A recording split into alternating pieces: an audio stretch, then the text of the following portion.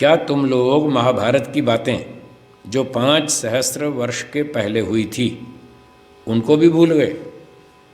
महाभारत का सीरियल आजकल आप देख रहे हैं जो चल रहा है टेलीविज़न में, तो वो क्या भूल गए आप? तब क्या हुआ था? यही तो हुआ था, भाई भाई आपस में लड़े। कौरव पांडव अपने कज़न ही तो थे, दोनों चाचा के लड़के थे। देखो, महाभारत युद्ध में सब लोग लड़ाई में सवारियों पर खाते पीते थे। आपस की फूट से कौरव पांडव और यादवों का सत्यानाश हो गया सो तो हो गया, परंतु अब तक भी वही रोग पीछे लगा हुआ है। आज तक भी 5000 साल हो गए, आपस की फूट, लड़ाई झगड़ा, राग द्वेष अभी तक भी चल रहा है और अब तक भी उसका नुकसान उठा रहे हैं। न जाने ये भयंकर राक्षस कभी छूटेगा, वह आर्यों को सब सुखों से छुड़ाकर दुख सागर में डुबाकर ही मारेगा। ये जातिवाद, प्रांतवाद, भाषावाद हैं, आपस की फूट, ये सारी जो है स्वार्थ, लड़ाई झगड़े, राग द्वेष, इसी वजह से महाभारत का युद्ध हुआ और जो उसमें नुकसान हुआ वो आप जानते ही हैं। और वो बीमारी अब तक भी चल रही है, 5000 साल हो गए, पता नहीं हटेगी या क्या होगा। उसी दुष्ट दुर्योधन, गोत्र हत्यारे, स्वदेश विनाशक, नीच के दुष्ट मार्ग में आर्य लोग अब तक भी चलकर दुख बढ़ा रहे हैं। दुर्योधन की नकल कर रहे हैं। अभी भी स्वार्थ नहीं छूट रहा लोगों का, आपस में संपत्तियों पर झगड़े, भाई भाई के झगड़े, कोर्ट में केस, जमीनों पे लड़ाइयाँ और क्या क्या, अभी तक भी वही बीमारी चल रही है। परमेश्वर कृपा करे कि यह राज रोग हम आर्यों में से नष्ट हो जाए। तो ये भगवान से प्रार्थना कर रहे हैं, हे भगवान हम पर कृपा कीजिए, ये बीमारी हमसे छूट जाए, राग द्वेष की, जातिवाद, प्रांतवाद, झगड़ेवाद, ये सब हटे और हमारा एक संगठन बने और हम मिलकर के वैदिक धर्मी बने, एक धर्म को, न्याय को स्वीकार करें, सत्य को स्वीकार करें, पक्षपात पाखंड से बचें, तो ही हमारा कल्याण होगा। तो ये आचार विचार, आचार अनाचार विषय को बतलाया। थोड़ा बहुत खान पान का भी चला, वही प्रसंग आगे भी चल रहा है खाने पीने के विषय में। तो मेरा विचार है इसको आज का पाठ यहीं तक रखते हैं, बाकी थोड़ी शंका समाधान कर लें, बाकी चर्चा फिर कल करेंगे। हाँ जी, जिनको शंका पूछनी हो बोलिए, रेज हैंड। हाँ, रेज हैंड और नाम बताएंगे कौन पूछना चाहते हैं।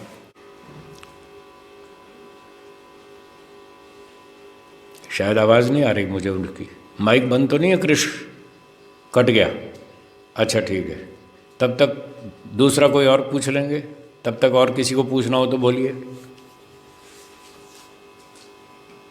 थोड़ी आवाज़, हाँ बोलिए बोलिए, कृष्ण बोलिए।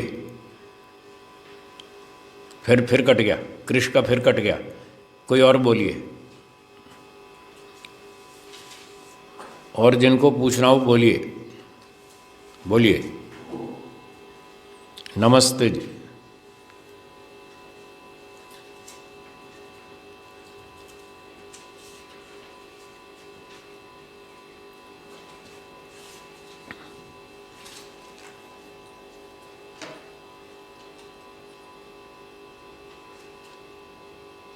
जी,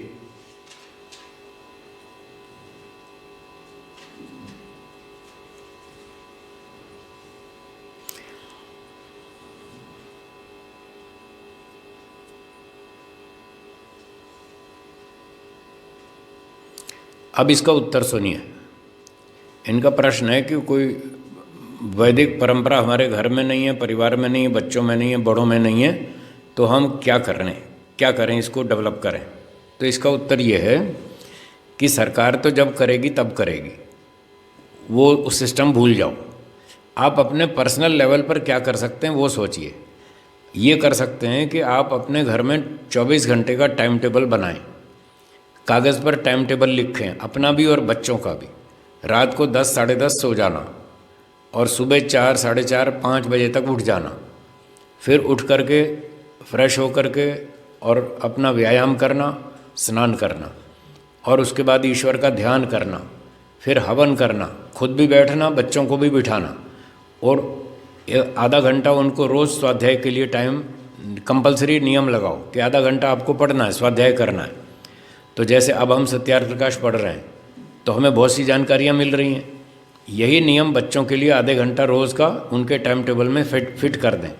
वो कब पढ़ेंगे वो उनकी सुविधा के अनुसार टाइम टेबल में सेट करें, चाहे वो दोपहर में पढ़ें, चाहे सुबह पढ़ें, रात को पढ़ें, कभी भी पढ़ें, वो सुविधा आप स्वयं देख लें। तो आधा घंटा उनको वैदिक स्वाध्याय के लिए प्रतिदिन लागू करें, हवन प्रतिदिन का लागू करें, संध्या दोनों टाइम, सुबह शाम। छोटे बच्चे हैं, संध्या याद नहीं है तो गायत्री मंत्र सुबह भी और शाम को भी, उसके बिना खाना पीना नहीं। इस तरह से आप अपने पर्सनल लेवल पर जो काम कर सकते हैं वो शुरू करें।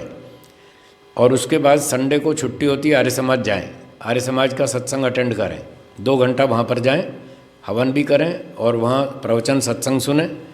फिर बच्चों को ये अच्छी अच्छी बातें रोज़ आधा घंटा बैठ करके सिखाएं, उनसे पूछें, अच्छी अच्छी महापुरुषों की कथाएं कहानियाँ सुनाएं, महापुरुषों का, वीरों का इतिहास उनको सुनाएं और उनको छोटी छोटी चीज़ें तैयार करवाएं। आर्य समाज के 10 नियम याद करा दिए, ईश्वर स्तुति प्रार्थना के 8 मंत्र याद करा दिए। ये छोटे बच्चों के लिए, छोटे बच्चे मतलब 5 साल के, 8 साल के, इस तरह के। फिर जैसे जैसे उनका स्तर आयु बढ़ती जाए और अच्छी अच्छी चीज़ें, मंत्र श्लोक आदि उनको याद कराएं।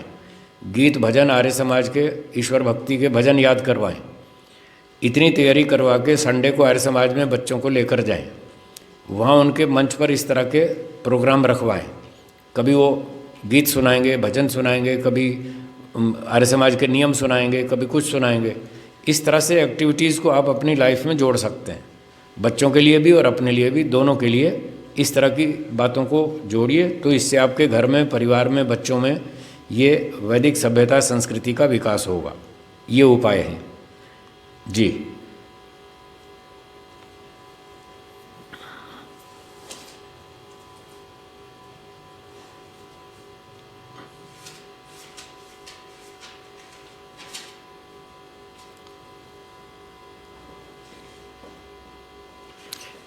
तो अब इसके बाद फिर और पुस्तकें पढ़ें तो जानकारी करें, तो उसको प्रैक्टिकल लाइफ में एडजस्ट करें टाइम टेबल। ये तो ठीक है, इसमें बहुत ऊंची बातें हैं। और जैसे पढ़ाई लिखाई में किसी को सीए करना है तो सीए की तो ऊंची पढ़ाई है, उसको मेहनत भी ज़्यादा करनी पड़ेगी, समय भी अधिक लगाना पड़ेगा। पर हर आदमी सीए नहीं कर सकता, तो एमकॉम तो करे। फिर एमकॉम भी नहीं कर सकता तो बीकॉम करे, कुछ तो करे ना। जितना कर सकता है उतना करे, तो उदास ना हो, निराश ना हो, देखते जाएं भाई आगे हम क्या कर सकते हैं। जितना कर लिया अच्छी बात है, फिर उससे अगला स्टेप उठाएं। विद्वानों के पास जाएं, शिविरों में जाएं, बीच बीच में शिविर चलते रहते हैं, साल में 2, 3, 4 शिविर अटेंड करें, 2 ही बार करें, चलो 8-8 दिन के लिए कहीं संस्थाओं में जाकर शिविर अटेंड करें, वहाँ से नई नई बात सीख कर आएँ। फिर घर आके उसकी प्रैक्टिस करें, मेडिटेशन करें, योगाभ्यास करें, जितना कर सकते हैं उतना करें। इस तरह से आगे चलें जी। जी, और किन का प्रश्न है जी? प्रेम सचदेवा जी बोलिए जी। नमस्ते जी।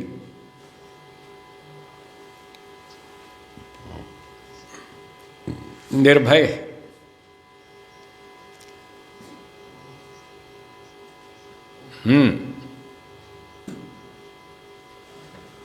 ठीक है। तो इसका उत्तर सुनिए। अगर कोई व्यक्ति गलती करता है, झूठ बोलता है, चोरी करता है, रिश्वत लेता है, ईश्वर के कानून तोड़ता है या सरकार के कानून तोड़ता है, जो भी कानून तोड़ता है उसको डर लगेगा। क्यों डर लगेगा? क्योंकि उसने कानून तोड़ा है तो दंड का भय है, दंड मिलेगा। सरकार पकड़ पाए ना भी पकड़ पाए, पर ईश्वर तो पकड़ता ही है, उससे तो बच नहीं पाएंगे।